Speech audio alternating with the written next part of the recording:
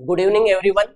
पिछले जो हम क्वेश्चन सोल्व कर रहे थे एग्जाम के अंदर, आज देखेंगे उसके बाद में जो नेक्स्ट पेपर है उसमें किस टाइप से क्वेश्चन आए थे। अभी जो हाल ही के अंदर हमारी एग्जाम है उसमें क्या क्वेश्चन आ सकते हैं। जो आपके एग्जाम है वो बच्चों 1 तारीख से स्टार्ट हो रहे हैं, एडमिट कार्ड आ चुके हैं।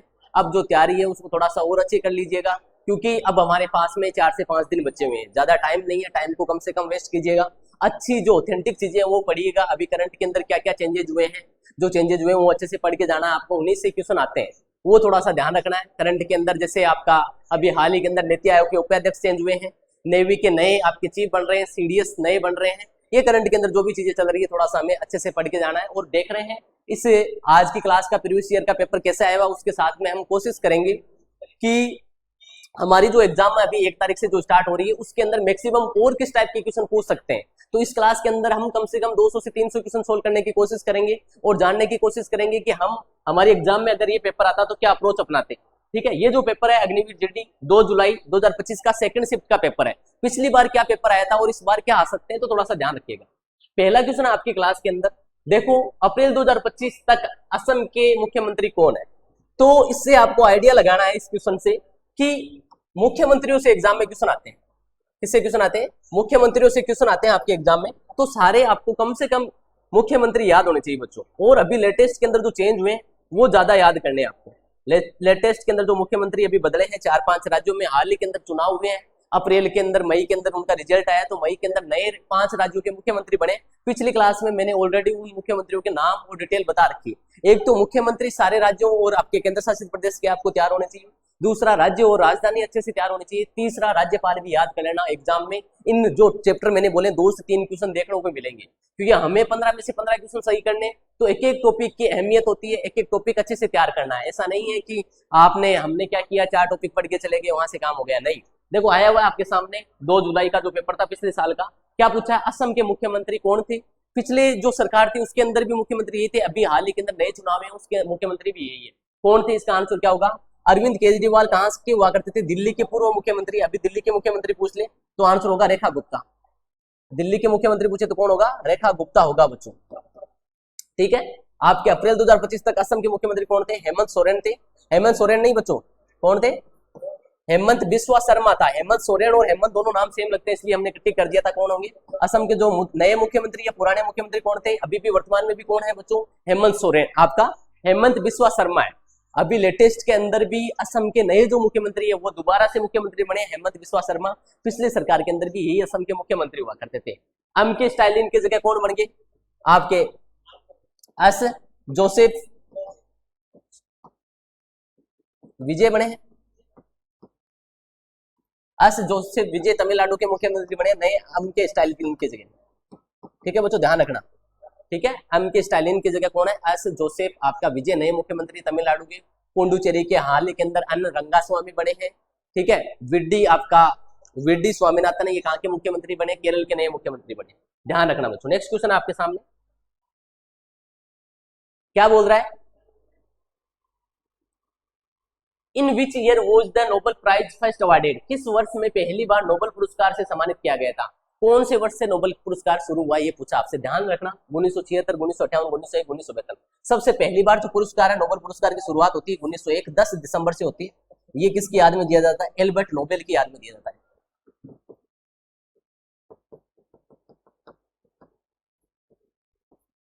इनकी जन्म जयंती आती है 10 दिसंबर को, उस दिन दिया जाता है। शुरू में जब शुरुआत होती है 1901 में, शुरुआत में नोबेल जो पुरस्कार है, नोबेल पुरस्कार 5 क्षेत्रों में दिया जाता था बच्चों। अभी वर्तमान में ध्यान रखना 6 क्षेत्रों में दिया जाता है। कौन कौन से थे 5 क्षेत्र? थोड़ा ध्यान रखना कौन कौन से थे। जैसे चिकित्सा था, चिकित्सा, साहित्य और आपका क्या बोल सकते हो आप, शांति, पीस, शांति। ठीक है, और आपका रसायन और भौतिकी के अंदर दिया जाता था। शुरू में इन 5 क्षेत्रों में दिया जाता था 1968 से, और जो पहला पुरस्कार है 1969 में दिया गया था। ठीक है, कौन सा क्षेत्र शुरू किया गया था? अर्थशास्त्र। एग्जाम में पूछ लेते हैं प्रथम भारतीय जिन्हें अर्थशास्त्र में नोबेल पुरस्कार मिला, तो आंसर होता है अमर्त्य सेन। 1998 में मिला था। सही से सुनना, प्रथम भारतीय जिन्हें किसके अंदर अर्थशास्त्र में पहला नोबेल पुरस्कार मिला, तो आंसर होगा अमर्त्य सेन। प्रथम भारतीय जिन्हें नोबेल पुरस्कार मिला, इतना सा क्वेश्चन आता है, तो साहित्य के अंदर मिला था रविंद्रनाथ टैगोर। प्रथम भारतीय पूछे जिन्हें नोबेल प्राइज मिला था, तो ध्यान रखना पहले भारतीय कौन थे, रविंद्रनाथ टैगोर थे, जिनको किन के अंदर मिला था, तो साहित्य के अंदर मिलता है। प्रथम भारतीय वैज्ञानिक या आप बोल सकते हो भौतिकी के क्षेत्र के अंदर, भौतिकी में क्या मिला आपका नोबेल प्राइज मिला, तो आंसर होगा सीवी रमन। भौतिकी के अंदर प्रथम भारतीय पूछे तो आंसर होगा सीवी रमन। अर्थशास्त्र में पहला भारतीय पूछे तो क्या आंसर देना था आपको, आंसर देना था अमर्त्य सेन। प्रथम भारतीय पूछे या साहित्य के अंदर पहला भारतीय पूछे तो रविंद्रनाथ टैगोर है। ये थोड़ी सी बात ध्यान रखना, शुरुआत होती है नोबेल पुरस्कार की, याद रखना कहां से होती है, 1901 से होती है। कहां पे दिया जाता है नोबेल पुरस्कार, स्वीडन में दिया जाता है। कहां मिलता है, स्वीडन में मिलता है बच्चों नोबेल पुरस्कार। विश्व का सबसे हाईएस्ट पुरस्कार बोल सकते हो। 10 दिसंबर 1901 से शुरुआत हुई थी। किनकी याद में दिया जाता है, एल्बर्ट नोबेल की याद में दिया जाता है। इसलिए हम 10 दिसंबर को क्या मनाते हैं, इनका जन्म जयंती है, इसलिए 10 दिसंबर को देते हैं बच्चों। स्वीडन में दिया जाता है। शुरू में 5 क्षेत्रों में मिलते थे, पांचों के नाम बता दिए मैंने, कौन कौन सा। एक शांति के क्षेत्र के अंदर है, दूसरा आप बता सकते हो साहित्य के क्षेत्र में, तीसरा चिकित्सा के क्षेत्र में, रसायन के क्षेत्र में, भौतिकी के क्षेत्र में। छठा जो क्षेत्र है वो 1968 में जोड़ा गया था और 1969 में पहला पुरस्कार मिलता है, उसका नाम है अर्थशास्त्र इकोनॉमिक्स के अंदर। अभी वर्तमान में नोबेल पुरस्कार पूछे कितने क्षेत्रों में दिया जाता है, तो आंसर होगा 6 क्षेत्रों में दिया जाता है। अच्छे से याद रख लेना, ये क्वेश्चन आ सकते हैं, आया हुआ जरूरी नहीं है सेम रिपीट हो भी जाता है। कई बार सेम क्वेश्चन डिक्टो रिपीट हो जाएगा, ऐसा नहीं कि नहीं होगा, लेकिन ज्यादा चांस है जो और ऑथेंटिक जो चीजें कर रहे हैं उनसे एग्जाम में 101% क्वेश्चन आएगा। थोड़ा ध्यान रखना बच्चों। और आई होप आपको सारी चीजें क्लियर हुई होगी। छोटी छोटी बातें थोड़ा सा ध्यान रखना। प्रथम भारतीय पूछे जिन्हें नोबेल प्राइज मिला, प्रथम भारतीय जिन्हें नोबेल पुरस्कार मिला, जिन्हें नोबेल मिला, तो क्या आंसर होगा बच्चों, प्रथम भारतीय में आंसर देना था हमें, क्या देना था, तो आंसर था रविंद्रनाथ टैगोर। क्या था, रविंद्रनाथ टैगोर। ठीक है। प्रथम ये किसके अंदर मिला था इनको, साहित्य के क्षेत्र के अंदर मिला था 1913 के अंदर। इन्होंने गीतांजलि पुस्तक लिखी थी, उसके लिए मिला था, 1911 के अंदर लिखी थी। क्लियर है, गीतांजलि के लिए मिलता है इनको 1913 के अंदर। अगर पूछ ले प्रथम भारतीय वैज्ञानिक जिन्हें नोबेल पुरस्कार मिला, तो भौतिकी के क्षेत्र के अंदर मिलता है सीवी रमन। ये प्रथम भारतीय भी है जिन्हें क्या मिल रखा है, भारत रत्न भी मिल रखा है। प्रथम भारतीय में सीवी रमन है, एस राधाकृष्णन और कौन है, सी राजगोपालचारी है। इन 3 लोगों को साथ में मिला था। ये तीनों नाम आएंगे तो प्रयोग सभी कर देंगे, इनमें से एक होगा तो उनका नाम कर देंगे। क्लियर है, तो ध्यान रखना है प्रथम भारतीय जिन्हें नोबेल पुरस्कार मिला तो रविंद्रनाथ टैगोर होगा। अगर पूछ ले भौतिकी के क्षेत्र के अंदर प्रथम भारतीय, भौतिकी में प्रथम भारतीय पूछे तो आंसर होगा सीवी रमन, सीवी रमन। अगर पूछे अर्थशास्त्र में प्रथम भारतीय, अर्थशास्त्र में प्रथम भारतीय, तो क्या आंसर देना था, अमर्त्य सेन। क्या आंसर देना था बच्चों, अमर्त्य सेन होगा, अमर्त्य सेन होने वाला था। क्लियर है, आई होप आपको समझ में आया होगा। नेक्स्ट क्वेश्चन है, आंसर दीजिएगा।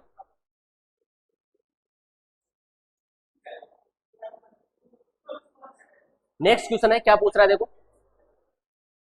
आपसे पूछा है under which article can the supreme court issue writ.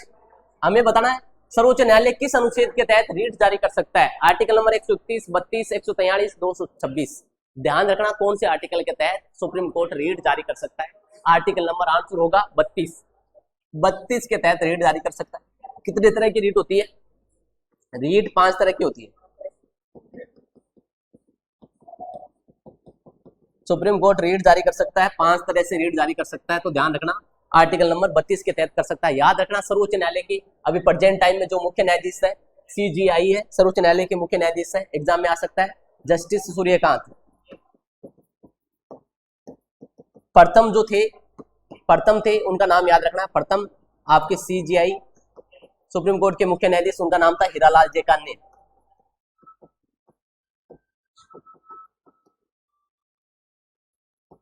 Hiralal जे कान्या था। क्लियर है, ये बेसिक बातें थोड़ी सी हमें ध्यान रखना है। सुप्रीम कोर्ट के जो मुख्य न्यायाधीश है इनको शपथ कौन दिलाता है, ओथ की बात हो, शपथ की बात हो, तो ध्यान रखना हमेशा शपथ इनको कौन दिलाता है, राष्ट्रपति दिलाता है। सुप्रीम कोर्ट के जो मुख्य न्यायाधीश होता है इनको शपथ किसके द्वारा दिलाई जाती है, राष्ट्रपति के द्वारा दिलाई जाती है। और राष्ट्रपति को शपथ कौन दिलाता है, सुप्रीम कोर्ट का मुख्य न्यायाधीश दिलाता है। छोटी छोटी बातें थोड़ी सी ध्यान रखनी बच्चों। नेक्स्ट क्वेश्चन है, आंसर दीजिएगा।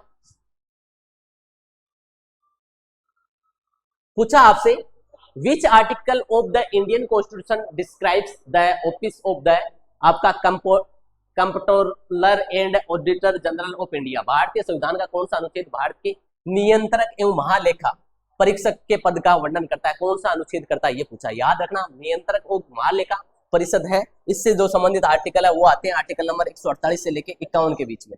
151 के बीच में भारत के अंदर किसका उल्लेख मिलता है, नियंत्रक और महाअभिलेखा परिषद का मिलता है। Option number 165, option number 125 article नहीं, और आंसर आपका आर्टिकल नंबर 368 भी नहीं है, करेक्ट आंसर क्या हो जाएगा आर्टिकल नंबर 148। नियंत्रक और महालेखा परीक्षक का संबंध है कौन से आर्टिकल से, 148 से लेकर 51 के बीच में मिलता है। इनकी शक्तियों का वर्णन सारी चीजें हैं आर्टिकल नंबर 148 से 51 के बीच में मिलेगा। तो इन ऑप्शनों के हिसाब से अनुच्छेद आंसर क्या होने वाला था, डी ऑप्शन होता है आपका। डी ऑप्शन क्या बोल रहा है, आर्टिकल नंबर 148 में। तो ध्यान रखना ये नियंत्रक और महालेखा परीक्षक है, इनको शपथ कौन दिलाता है, राष्ट्रपति दिलाते हैं वैसे तो, और या राष्ट्रपति अब्सेंट है तो इनके द्वारा जो चुना हुआ व्यक्ति वो भी दिला सकता है। ध्यान रखना राष्ट्रपति जिसको नियुक्त करेगा कि मेरी जगह उपराष्ट्रपति इनको शपथ दिला सकते हैं, वो भी दिला सकते हैं। वैसे मेनली इनके द्वारा जो ओथ है किसके द्वारा दिलाई जाती है, राष्ट्रपति के द्वारा दिलाई जाती है। ठीक है, नेक्स्ट क्वेश्चन है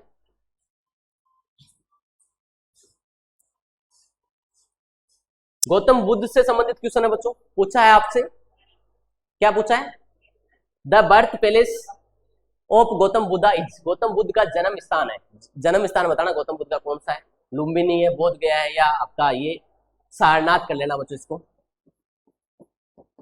सारनाथ है या फिर तक्षशिला है। गौतम बुद्ध का जो जन्म स्थान है ये कहाँ पे है, लुम्बिनी है बच्चों, लुम्बिनी नेपाल के अंदर हुआ था। बोध गया सारनाथ के अंदर इनको क्या होती है बच्चों, सारनाथ के अंदर इनको इन्होंने पहला उपदेश दिया था। प्रथम उपदेश कहाँ देते हैं, सारनाथ में दिया था। यहाँ इनको क्या होती है, ज्ञान की प्राप्ति होती है। गौतम बुद्ध को ज्ञान की प्राप्ति कहाँ होती है, बोध गया के अंदर होती है। आपका पहला उपदेश सारनाथ के अंदर देता है। इनकी मृत्यु कहाँ हुई थी, याद रखना कहाँ होती है, कुशीनगर में होती है। इनकी मृत्यु कहाँ हुई थी, कुशीनगर के अंदर हुई थी। क्लियर है, प्रथम उपदेश सारनाथ में दिया था। ज्ञान की प्राप्ति बताते हैं किसके नीचे हुई थी, पिंपल के पेड़ के नीचे। कहाँ पे हुई थी, पिंपल के वृक्ष के नीचे।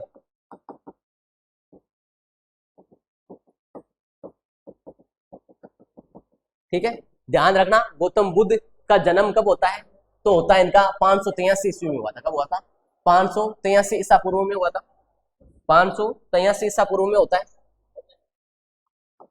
और डेट कब होती है, 463 ईसा पूर्व में होती है। जन्म हुआ था आपका लुम्बिनी के अंदर, डेट कहाँ हुई थी, कुशीनगर के अंदर हुई थी। और क्या पूछ सकता है, ये गौतम बुद्ध संस्थापक है, किसके संस्थापक है बच्चों, आपको दिखाई दे रहा होगा प्रॉपर तरीके से। संस्थापक थे ये किसके, संस्थापक एग्जाम में आ सकता है। गौतम बुद्ध किसके संस्थापक थे, बौद्ध धर्म के, बौद्ध धर्म के जो संस्थापक थे, बौद्ध धर्म के संस्थापक क्या नाम था, गौतम बुद्ध था। याद रखना इनका बचपन का नाम भी कई बार एग्जाम में पूछ लेता है। इनका बचपन का नाम पूछ ले आपसे, इनका बचपन का नाम। देखो मैं इस क्लास से ये कोशिश करता हूं कि ये अभी एग्जाम है आर्मी वाले बच्चों के लिए, उनके लिए ऑथेंटिक हो, तो उनके जो टाइप के क्वेश्चन पूछते हैं वही डिस्कस कर रहा हूं मैं। क्लियर है बच्चों, तो इनको अच्छे से करना जिनके भी एग्जाम है। बचपन का नाम ज्यादा हम इसके अंदर ज्ञान नहीं दे रहे और नहीं ले रहे, थोड़ा कोशिश करना कि आपकी जो एग्जाम है उसके क्वेश्चन सही हो, इसलिए उतने बताए जा रहे हैं। सिद्धार्थ है, इनका बचपन का नाम क्या था, सिद्धार्थ था। ध्यान रखना महावीर स्वामी आएंगे, जैन धर्म के वास्तविक संस्थापक, उनके पिता का नाम भी क्या होगा, सिद्धार्थ होगा, वो अलग होगा। महावीर स्वामी के बचपन का नाम पूछे आपसे,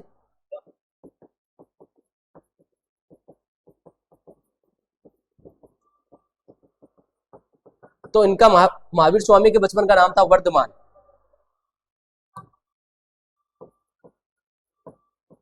ठीक है, ये आपके वास्तविक संस्थापक थे, वास्तविक संस्थापक किसके, जैन धर्म के। ठीक है, ये 24वें नंबर के क्या थे, तीर्थंकर थे। जैन धर्म में टोटल तीर्थंकर कितने हुए हैं बच्चों, 24 में। पहले जो थे वो संस्थापक थे, जैन धर्म के संस्थापक पूछे आपसे, तो आंसर हो जाएगा, क्या हो जाएगा, ऋषभदेव और आदिनाथ।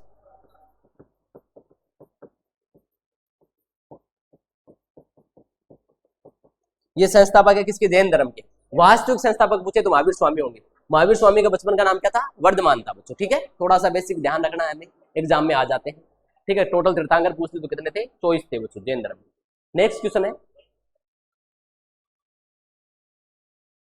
सिंपल सा क्वेश्चन पूछ रखा है आपसे, which of the following type of the mountains are the Himalaya. आपसे पूछा है निम्नलिखित में से हिमालय किस प्रकार का पर्वत है, अवशिष्ट पर्वत है, भ्रंश पर्वत है, वलित पर्वत है, या ज्वालामुखी है। इनमें से बताना है कि हिमालय किस टाइप का पर्वत है, ये बताना था हमें। इसका बताना था हमें, आंसर क्या होने वाला था, हिमालय है। जो पर्वत पूछा किस टाइप का पर्वत है आपका, कि अवशिष्ट पर्वत है, भ्रंश है, या वलित है, या ज्वालामुखी है। हिमालय की बात हो रही है, ध्यान रखना। इसको एक तो इससे एग्जाम में क्वेश्चन क्या आ सकता है, ये युवा पर्वत बोलते हैं, युद्ध पर्वत बोलते हैं। सबसे युवा जो पर्वत है वो इसी को बोलते हैं। अगर बुड्ढा पर्वत की बात की जाए, बुड्ढा पर्वत की बात की जाती है तो हम बात करते हैं किसकी, अरावली की। बताया जाता है कि हिमालय है, इसकी जो चोटियां ना, कई बार हम देखते नहीं क्या कि 3-4 साल बाद में माउंट एवरेस्ट की जो लंबाई है वो बढ़ गई है, केटू की बढ़ गई, कंचनजंगा की बढ़ गई। तो जैसे बोलते हैं, इसलिए बोल रहे हैं कि ये हिमालय क्या युवा पर्वत है, इसलिए इसकी जो चोटियां हैं उनके अंदर डिफरेंस देखने को मिलता है। अभी 8,848 है, कुछ टाइम बाद में, कुछ सालों बाद में 8,852 हो जाती है, 60 हो जाती है, तो वो इसीलिए इसको युवा पर्वत बोलते हैं। किस टाइप का पर्वत है, अवशिष्ट नहीं है, भ्रंश नहीं है, बच्चों ज्वालामुखी भी नहीं है, वलित पर्वत है। कैसा है, वलित पर्वत है। हिमालय की ही सबसे ऊंची चोटी है, जो विश्व की सबसे ऊंची चोटी है, कौन सी बच्चों, हिमालय की सबसे ऊंची चोटी पूछ ले या विश्व की पूछ ले, एक ही बात है, विश्व की सबसे ऊंची चोटी। या पूछ ले आपसे, ऐसे भी आ सकता है, हिमालय की सबसे ऊंची चोटी, एक ही बात है, विश्व की सबसे ऊंची चोटी पूछे आपसे तो है, उसका आंसर है बच्चों माउंट एवरेस्ट। कौन सी है, माउंट एवरेस्ट। ठीक है, ये कहां पे है, ये नेपाल के अंदर पड़ती है, और नेपाल में इसको किस नाम से जाना जाता है, सागर माता के नाम से जानते हैं, सागर माता। उसके बाद में जो हाईएस्ट चोटी है, भारत की सबसे ऊंची चोटी, भारत की सबसे ऊंची चोटी ऐसे लिखा हुआ है, तो आंसर होता है बच्चों आपका क्या होता है, आपका केटू होता है, जिसको हम बोलते हैं गॉडविन ऑस्टिन। लेकिन ये कहां पड़ती है, हम बता देते हैं कि ये जो चोटी है गॉडविन ऑस्टिन है, ये वर्तमान में पीओके के अंदर है, जहां पे पाकिस्तान ऑक्युपाइड कश्मीर, पाकिस्तान ने कब्जा कर रखा है, तो इसको हम नहीं मानते। भारत में सबसे ऊंची चोटी पूछे आपसे, क्या पूछे, भारत में सबसे ऊंची चोटी। ध्यान रखना, बहुत कंफ्यूजन वाले क्वेश्चन है बच्चों, भारत में सबसे ऊंची चोटी।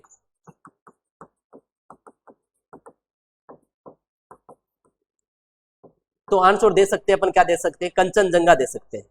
ये थोड़ा सा ध्यान रखना, बहुत कंफ्यूज करते हैं बच्चों। भारत में जो सबसे ऊंची चोटी है वो कंचनजंगा है, भारत की सबसे ऊंची चोटी केटू गॉडविन ऑस्टिन है। ये बता रहे हैं कि पीओके जो एरिया हमारा, पीओके वाला पाकिस्तान ऑक्युपाइड कश्मीर, जो पाकिस्तान ने अनधिकृत कब्जा कर रखा है, उसके अंदर आती है हमारी केटू गॉडविन ऑस्टिन। तो इसको हम कई जगह या ऑथेंटिक बुक है उसके अंदर नहीं मानते, भारत की सबसे ऊंची चोटी कौन सी मानते, कंचनजंगा को मानते। या तो इन दोनों में से आपको एक ऑप्शन मिलेगा, दोनों मिलेगा तो थोड़ा सा सोचना। देखो मैंने भी अलग लिखा, भारत की सबसे ऊंची चोटी पूछे तो गॉडविन ऑस्टिन है, भारत में सबसे ऊंची चोटी पूछे तो कंचनजंगा, मतलब भारत के अंदर प्रेजेंट टाइम में कौन सी, कंचनजंगा। ये भी भारत की है, लेकिन कहां पे, कब्जा कर रखा है इसलिए। तो आपके एग्जाम में जो भी क्वेश्चन आए, थोड़ा सा सोच समझ के आंसर देना है। या तो इन दोनों में से एक ही ऑप्शन मिलेगा, या दोनों मिलते हैं तो की या में से कोई डिफरेंस मिलेगा, तब जाके आपको आंसर देना। जल्दबाजी नहीं करनी, नहीं गलत हो जाएगा। और हिमालय के बारे में 2-3 बातें ये बेसिक बेसिक ध्यान रखनी है। नेक्स्ट क्वेश्चन है, क्या पूछ रहा है, देखो ध्यान दो। हमसे पूछा है, in 1907 which Indian freedom fighter hosted the flag known as the, आपका सप्तऋषि फ्लैग इन आपका स्टार्टगार्ड जर्मनी। 1907 में किस भारतीय सेनानी ने जर्मनी में स्टार्टगार्ड में ध्वज, जिसे क्या कहा जाता है, सप्तऋषि ध्वज कहते हैं, क्या नाम है, सप्तऋषि ध्वज के रूप में जाना जाता है, पहनाया गया था। एग्जाम में आ सकता है, सप्तऋषि ध्वज किसको कहते हैं, तो हमने पहली बार पहनाया था, कहां पे पहनाया था, जर्मनी के एक जगह का नाम है स्टुटगार्ट में पहनाया था, उसका नाम है बच्चों। उससे पहनाया था, किसने पहनाया था, ये पूछा आपसे। मैडम भिखाजी कामा ने पहनाया था, महात्मा गांधी ने, दादा भाई नौरोजी ने, लोकमान्य तिलक ने। ध्यान रखना, ये 1907 के अंदर पहनाया गया था। 22 अगस्त 1907 किसके द्वारा पहनाया गया था, मैडम भिखाजी कामा के द्वारा पहनाया गया था। ठीक है, ये स्वतंत्रता सेनानी थी। बताया जाता है कि ये इंग्लैंड के अंदर जाती है अपने इलाज कराने के लिए, तो वहां पे इनकी मुलाकात दादा भाई नौरोजी, आपके सुरेंद्रनाथ बनर्जी, उनसे होती है। तो इन्होंने भी पूरा अपना जो जीवन है किसके लिए कर लिया था, समर्पित कर लिया था, भारत की राष्ट्रीय आंदोलन से जुड़ गई थी। इनके 2 प्रसिद्ध समाचार पत्र है, एक तो मदन तलवार है, इनका समाचार पत्र का नाम है, और दूसरा समाचार पत्र है वंदे मातरम। वंदे मातरम 2-3 उत्तर मिलेंगे अलग अलग, थोड़ा ध्यान रखना कौन सा पूछा, उसके बाद में आंसर देना। ठीक है, महात्मा गांधी के समाचार पत्र वगैरह आप जानते हो, महात्मा गांधी के बारे में नहीं जानते तो याद रख लेना। यंग इंडिया महात्मा गांधी का है, न्यू इंडिया एनी बेसेंट का है। यंग इंडिया है, इंडियन ओपिनियन है,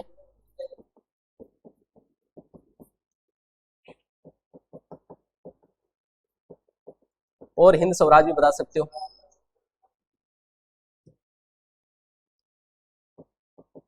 हिंद स्वराज, और क्या बता सकते हो, और एक हरिजन है। बाल गंगाधर तिलक के 2 समाचार पत्र है, केसरी और मराठा, एग्जाम में आ जाते हैं कई बार, केसरी और मराठा। ये किसके समाचार पत्र थे, बाल गंगाधर तिलक के।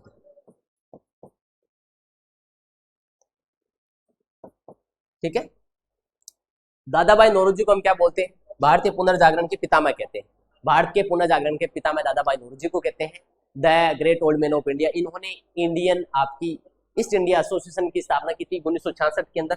कब करते हैं? 1966 नहीं, 1866 में करते हैं। कहाँ पे करते हैं? लंदन के अंदर करते हैं। इनकी पार्टी का नाम है आपका स्वराज मेरा जन्मसिद्ध अधिकार है। मैं इसको लेकर रहूंगा, पाकर रहूंगा। बाल गंगाधर तिलक या लोकमान्य तिलक कहते हैं। लोकमान्य इनका टाइटल है। किसका टाइटल है? इनकी उपाधि है बाल गंगाधर तिलक की, ध्यान रखना बच्चों, ठीक है। तो ये बेसिक बेसिक जो बातें आपको बताई गई है, इनके ऊपर थोड़ा सा ध्यान रखना। अब आगे चलते हैं, हो गया होगा क्लियर। महात्मा गांधी के समाचार पत्र वगैरह थोड़ा सा ध्यान रखने आपको। मैडम भिकाजी कामा का भी समाचार पत्र ध्यान रख लेना। इन्होंने पहली बार जर्मनी के स्टुटगार्ट में क्या पहनाया था? भारत का ध्वज पहनाया था, जिसको किस नाम से जानते हैं अपन? सप्तऋषि ध्वज के नाम से जानते हैं।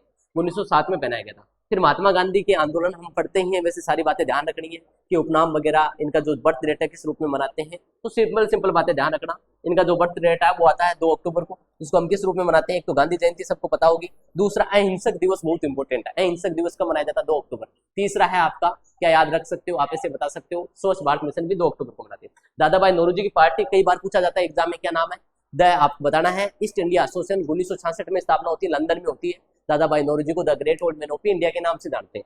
आपका लोकमान्य तिलक का उपनाम है लोकमान्य, ठीक है। जैसे महात्मा गांधी का उपनाम क्या है आप बता सकते हो? बापू या राष्ट्रपिता बोल देते हैं, बापू बोल देते हैं, राष्ट्रपिता बोल देते हैं, या इन्हीं का उपनाम क्या है? ये महात्मा भी क्या उपनाम ही बच्चों एक तरह से, ठीक है। ऐसे ही लोकमान्य इनका बाल गंगाधर तिलक का उपनाम है। इन्होंने एक नारा दिया था, स्वराज मेरा जन्मसिद्ध अधिकार है, मैं इसको पाकर रहूंगा, लेकर रहूंगा। और इनके 2 समाचार पत्र बहुत बार एग्जाम में पूछे जाते हैं। कौन कौन से? केसरी और मराठा। ये यंग इंडिया, अगर न्यू इंडिया पूछ लेता आपसे, न्यू इंडिया किसका समाचार पत्र है? न्यू इंडिया समाचार पत्र पूछ ले तो एनी बिसेंट का होगा। किसका होगा? Any Besant. इनके बारे में कल परसों की क्लास में हमने देखा था। ये भारत की पहली क्या थी? कांग्रेस की महिला अध्यक्ष थी। यंग न्यू इंडिया और एक है द कॉमनवेल्थ। ये मैं इसलिए बता रहा हूँ, समाचार पत्रों से एग्जाम में क्वेश्चन आते हैं, तो जिनसे आ सकते हैं वो सारे बता रहा हूँ बच्चों। कोशिश करना इनको याद करने की, ध्यान रखने की, क्योंकि एग्जाम में आपके क्वेश्चन आ सकता है। नेक्स्ट क्वेश्चन है, थोड़ा सा ध्यान रखना। अगला क्वेश्चन देखो क्या बोल रहा है, आंसर देना आपको। हमसे पूछा है, क्या पूछा है? यह पूछ रहा है आपसे कि in which state doctor Bhimrao Ambedkar wildlife sanctuary located. Doctor Bhimrao Ambedkar वन्य जीव अभ्यारण्य किस राज्य में? अच्छा क्वेश्चन है। डॉक्टर भीमराव अंबेडकर वन्य जीव जो अभ्यारण्य है किस राज्य में? उत्तर प्रदेश में, मध्य प्रदेश में, महाराष्ट्र में, छत्तीसगढ़ में। कहाँ पे बच्चों? ये ध्यान रखना, मध्य प्रदेश का एक है वन्य जीव अभ्यारण्य। कहाँ का है? मध्य प्रदेश के अंदर। क्लियर है? ध्यान रह जाएगा। चलते हैं बच्चों आगे। राष्ट्रीय उद्यानों से रिलेटेड क्वेश्चन आ रहे हैं, थोड़ा सा ध्यान रख लेना। जैसे दूधवा कहाँ पे? दूधवा पूछे तो आपको बताना है उत्तर प्रदेश में बताना है, ठीक है। नेक्स्ट क्वेश्चन है, मध्य प्रदेश में सबसे ज्यादा नेशनल पार्क।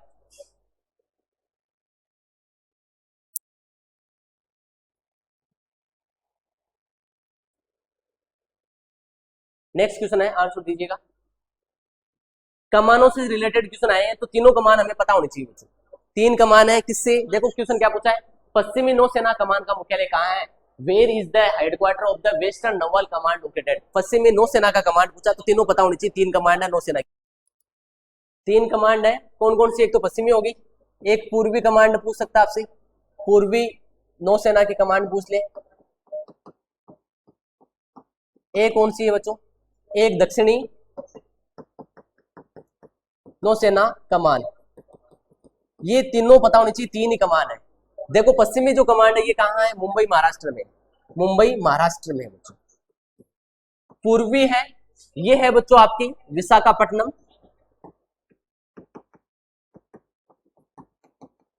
पट्टनम आंध्र प्रदेश में, कहां पे? आंध्र प्रदेश में बच्चों, ठीक है। दक्षिणी जो आपकी नौसेना की कमांड है ये कहाँ है? ये कोच्चि बोल दो या कोचिन बोल दो, एक ही बात है। कोच्चि केरल के अंदर बच्चों, कहां पे? कोच्चि केरल के अंदर। ये 3 हमारी नौसेना की कमांड है, ध्यान रखना। पिछली बार कमांडों से बहुत क्वेश्चन आए थे। आर्मी की 7 कमान है, सातों के सातों आपको याद होनी चाहिए। कहाँ पे? दक्षिणी कहाँ है, पश्चिमी कहाँ है, उत्तर पश्चिमी कहाँ है, ये सारी कमांडें आपको याद करनी है। नेवी की 3 है, एयरफोर्स की 7 है, और आर्मी की कितनी है? 7 है। ध्यान रखना, पिछली क्लास में भी हमने अच्छे से डिटेल में देखा था। नौसेना, वायुसेना और जो आपकी आर्मी है, हमारी 3 ब्रांच कौन कौन सी है? एक तो आर्मी है आपकी, एक नेवी है, एक कौन सी? एयरफोर्स है। तीनों के बारे में अच्छे से एक सारणी के माध्यम से पिछली क्लास के अंदर हमने डिस्कस किया था, अच्छे से मैंने बताया था। वो क्लास अच्छे से लेना, इनसे क्वेश्चन आते हैं आपके एग्जाम में, 2 से 3 आएंगे। जैसे ये कमान सारी याद होनी चाहिए आपको। टोटल कितनी हो गई? लगभग 7 तो आर्मी की हो गई है, 7 एयरफोर्स की हो गई, 14 17 हो गई बच्चों। 7 तो आर्मी की है, 3 नेवी की है, और 7 किसकी? एयरफोर्स की है। दूसरा याद रखना, इनका तीनों का हेडक्वार्टर पूछे तो दिल्ली के अंदर ही है। तीसरी बात याद रखनी, इनकी जो चीफ है अभी चेंज हो रहे हैं। नेवी आर्मी के तो चीफ कौन है, उपेंद्र द्विवेदी है, ठीक है। नेवी के चीफ चेंज हो रहे हैं, दिनेश कुमार त्रिपाठी की जगह कौन हो रहे हैं, तो कृष्णा स्वामीनाथन हो रहे हैं। एयरफोर्स के चीफ थोड़े दिन पहले ही चेंज हुए थे, तो विवेक राम चौधरी की जगह कौन हुए, अमरप्रीत सिंह हुए, अभी चेंज नहीं होंगे, ये थोड़ा सा ध्यान रखना है। वर्तमान में चीफ ये, इनके ध्येय वाक्य क्या है वो भी मैंने पिछली क्लास में बताया था। आर्मी डे तो मनाते हैं अपन 15 जनवरी को, नेवी डे मनाते हैं अपन 4 दिसंबर को, एयरफोर्स डे कब मनाते हैं, 8 अक्टूबर को मनाते हैं। कब मनाते हैं, 8 अक्टूबर को मनाते हैं। ध्येय वाक्य देखा था हमने, नेवी का क्या था, नेवी का था सामनो वरुणा, नहीं नेवी का क्या था, तो नेवी का था बच्चों सामनो वरुणा था, इंद्र देवता से समर्थित था सामनो वरुणा। एयरफोर्स का था नभम दीप्तम स्पर्शम, नभम स्पर्शम दीप्तम था। और आर्मी का क्या था, सेवा परमो धर्मम था, आर्मी का था सेवा परमो धर्मम। क्लियर है। अब आगे चलते हैं, नेक्स्ट ये समझ में आया होगा आपको, ध्यान रख लेना, इनके हेडक्वार्टर बच्चों अच्छे से पढ़ के जाना, ठीक है। आगे क्वेश्चन है, अच्छे से चीजें क्लियर करके जानिए, एग्जाम में क्वेश्चन आएंगे। नेक्स्ट क्वेश्चन पूछा आपसे, in which state are the Gond tribes predominantly found today, Gond जनजातियां आजकल के समय में कौन से राज्यों में बहुसंख्या में फैली हुई। आजकल मतलब प्रेजेंट टाइम की बात की गई, ध्यान रखना, जनजातियों से संबंधित क्वेश्चन आता है।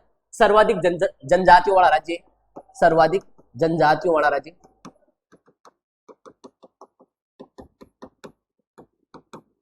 कौन से राज्य में सर्वाधिक जनजातियां पाई जाती है, तो मध्य प्रदेश में। कहां पाई जाती है, मध्य प्रदेश में।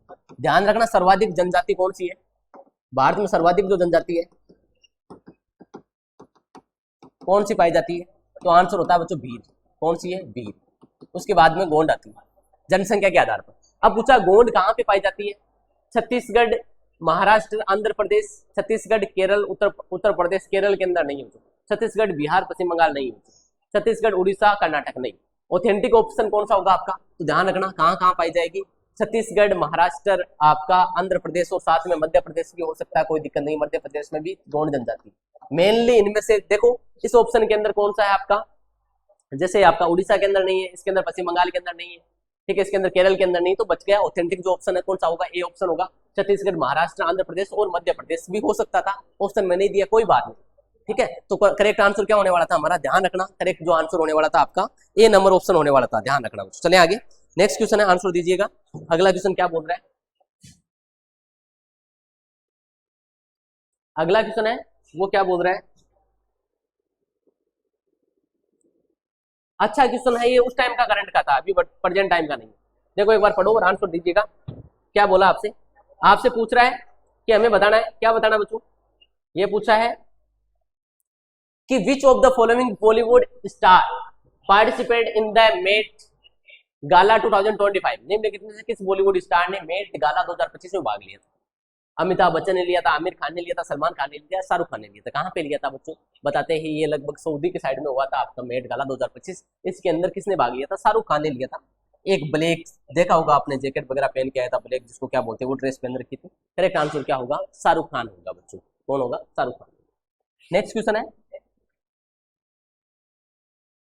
क्या बोल रहा है, देखो ध्यान दो, ये अच्छा है, 1857 की क्रांति से क्वेश्चन आते हैं आपके एग्जाम में, अच्छे से पढ़ के जानिए। Who lead the 1857 rebellion in Jhansi, Jhansi में 1857 के विद्रोह का नेतृत्व किसने किया था।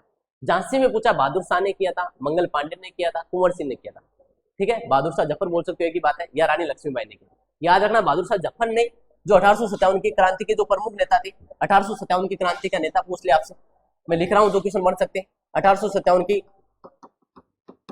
क्रांति का नेता पूछे, किसे चुना गया था, बहादुर शाह जफर को चुना गया था। इन्होंने कहां से लीड किया था, दिल्ली से। दिल्ली से 1857 की क्रांति का, या संपूर्ण बोल सकते हो भारत के अंदर मेन लीडर कौन था जिसको डिक्लेयर किया गया था, बहादुर शाह जफर थे, ठीक है। दूसरा है मंगल पांडे। मंगल पांडे कौन था, एक आपका सैनिक था, कौन से साथ से था, कहां से था, अभी देखेंगे इनके बारे में। कुंवर सिंह कहां से करते हैं, बिहार से करते हैं, इन्होंने बिहार से नेतृत्व किया, ठीक है। रानी लक्ष्मीबाई कहां से करती है, तो आपका आंसर होगा रानी लक्ष्मीबाई ने कहां से किया था 1857 की क्रांति का, झांसी से किया। अगर पूछ ले आपसे नाना साहेब, आई होप आपको दिखाई दे रहा होगा, नाना साहब कहां से नेतृत्व करते हैं 1857 की क्रांति का, तो आंसर हो जाएगा बच्चों कहां से करते हैं, कानपुर से। अगर पूछ लेता आपसे, क्या पूछ लेता, बेगम हजरत महल कहां से करती है,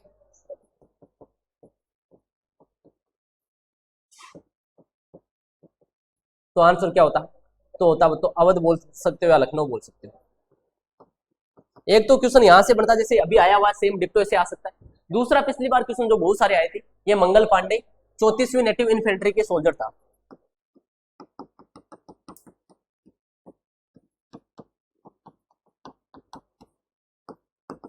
बैरकपुर छावनी का क्या था, का सैनिक था। प्रथम सैनिक जिसको क्या होता 1857 क्रांति में क्या हुई थी, फांसी हुई थी। प्रथम सैनिक जिसने विद्रोह किया था, ऐसे भी लिख सकते हो, जिसने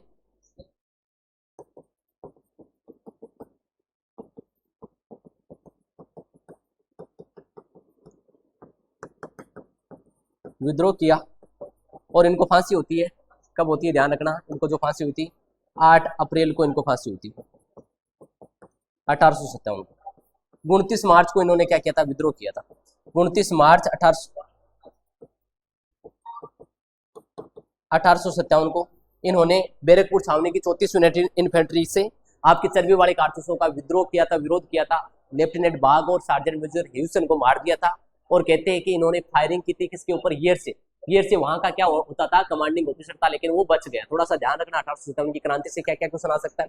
एक तो एग्जाम में क्वेश्चन आ सकता है 1857 की क्रांति के समय भारत का गवर्नर जनरल या वाइस रॉय पूछते कौन था। उस टाइम पर गवर्नर जनरल हुआ करता था। 1857 की क्रांति के समय गवर्नर जनरल कौन था भारत का, तो आंसर होगा लॉर्ड कैनिंग। कौन था, लॉर्ड कैनिंग। 1857 की क्रांति के समय भारत का मुगल बादशाह कौन था, तो बहादुर शाह जफर द्वितीय थे। यही क्या थे, अंतिम मुगल बादशाह भी यही थे, अंतिम मुगल बादशाह थे।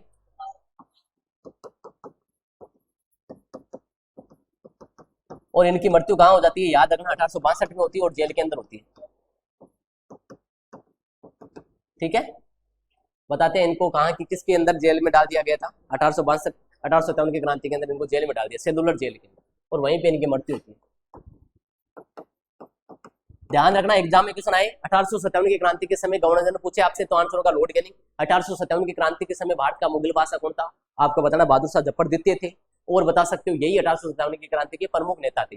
दूसरा क्वेश्चन आ सकता है कि सबसे पहले 1857 की क्रांति का विद्रोह किसने किया था, तो बताना मंगल पांडे ने किया था। एक सैनिक थे, कहाँ के सैनिक थे, पिछली बार पूछा था 34वीं नेटिव इन्फेंट्री बैरकपुर छावनी के सैनिक थे। पिछली बार सेम पूछा हुआ था कहां से थे। ठीक है, दूसरा याद रखना है इस 1857 की क्रांति का कारण क्या था, तो दो कारण थे, एक राजनीतिक कारण अलग था और धार्मिक कारण अलग था। धार्मिक कारण तो थे चर्बी वाले कारतूस।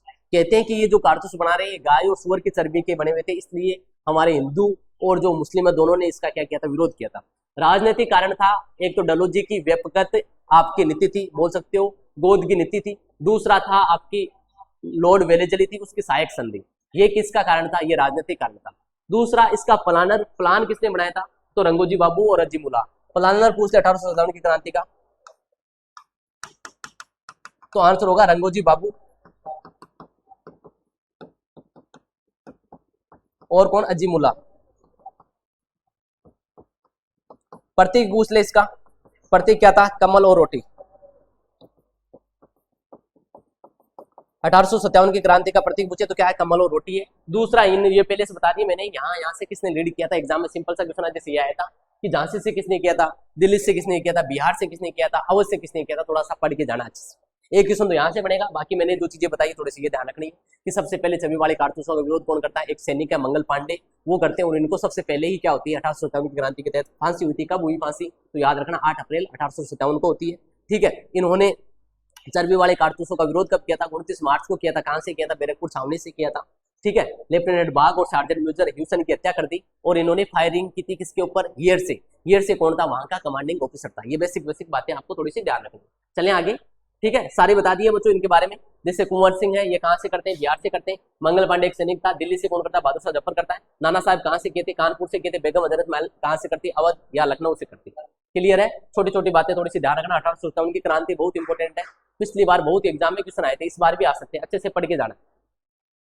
नेक्स्ट क्वेश्चन क्या बोल रहा है, what is the name of the recently launched autobiography of Nobel prize laureate Kailash Satyarthi, Nobel शांति पुरस्कार विजेता कैलाश सत्यार्थी। याद रखना, इनको नोबेल शांति में कब मिला था, 2014 में मिलता है। भारत के अंदर पहला जो शांति के अंदर जो पुरस्कार मिला था नोबेल, वो किसको मिला था, प्रथम नोबेल विजेता पुरस्कार शांति के क्षेत्र में, तो आंसर होगा बच्चों मदर टेरेसा। इस पेपर में, एक ही पेपर में नोबल से 2 क्वेश्चन आए हुए हैं, दोनों ही अच्छे क्वेश्चन थे। अब पूछा है लॉन्च हुई आत्मकथा का नाम क्या है? हाल ही में लॉन्च हुई इनकी आत्मकथा बताना। स्वतंत्रता की ज्वालाएं नहीं थी बच्चों, आशा के प्रकाश की भी नहीं थी, परिवर्तन का प्रकाश स्तंभ भी नहीं था, क्या थी? दिया सलाई। दिया सलाई आत्मकथा पूछ सकते किसके? कैलाश सत्यार्थी की। इन्होंने कहते हैं कि जो 14 साल से कम उम्र के बच्चे हैं जिनको शिक्षा जरूरी, उनके लिए बहुत अच्छा इन्होंने लगभग भारत के अंदर 20 से 30 साल तक उसके लिए काम किया था, शिक्षा के ऊपर जोर दिया था। जो छोटे बच्चे हैं जो स्कूल में नहीं जा सकते उनके लिए, और इन्होंने एक आत्मकथा लिखी जिसका नाम क्या? दिया सलाई। एग्जाम में आ सकता है दिया सलाई किसकी आत्मकथा, अलग से ऐसा पूछ सकता है, तो ध्यान रखना कैलाश सत्यार्थी के। इन्होंने 2014 में इनको क्या मिला हुआ है? विश्व का सबसे बड़ा जो पुरस्कार है नोबेल पुरस्कार मिला हुआ है। किसके क्षेत्र में मिला था? शांति के क्षेत्र में मिला था। कब मिला था? 2014 के अंदर मिला था। क्लियर है? ये सिंपल थोड़ी सी बातें आपको ध्यान रखना है। शांति में पहला पूछे तो कौन होगा? तो मदर टेरेसा होगा। आपको अभी मैंने बताया था किसके अंदर? भौतिकी के अंदर पूछे प्रथम भारतीयों की बात हो रही है, भौतिकी में प्रथम भारतीय पूछे तो अभी मैंने बताया था कौन था? सीवी रमन था। सीवी रमन है। इनका बर्थ डेट पहले भी हमने देख रखा था, कब आता है? 28 फरवरी को आता है। उनको हम किस रूप में मनाते हैं? राष्ट्रीय विज्ञान दिवस के रूप में मनाते हैं। राष्ट्रीय विज्ञान दिवस इनके बर्थ डेट के रूप में मनाया जाता है। ठीक है। अगर पूछे अर्थशास्त्र में तो अमर्त्य सेन थे, 1998 में मिला है। अगर पूछे किसके अंदर? साहित्य के अंदर प्रथम भारतीय, तो क्या आंसर था? रविंद्रनाथ टैगोर था, 1913 में मिला था। 1911 में इन्होंने क्या लिखी थी? गीतांजलि लिखी थी। तो ये छोटी छोटी बातें थोड़ा सा ध्यान रखना बच्चों, अच्छे से पढ़ के जाना। अगला क्वेश्चन है आपका, इनसे टॉपिकों से क्वेश्चन आ सकते हैं जो अभी आपके सामने क्वेश्चन है, इनसे एग्जाम में बन सकते हैं क्वेश्चन। देखो क्या पूछा है, आंसर दीजिएगा।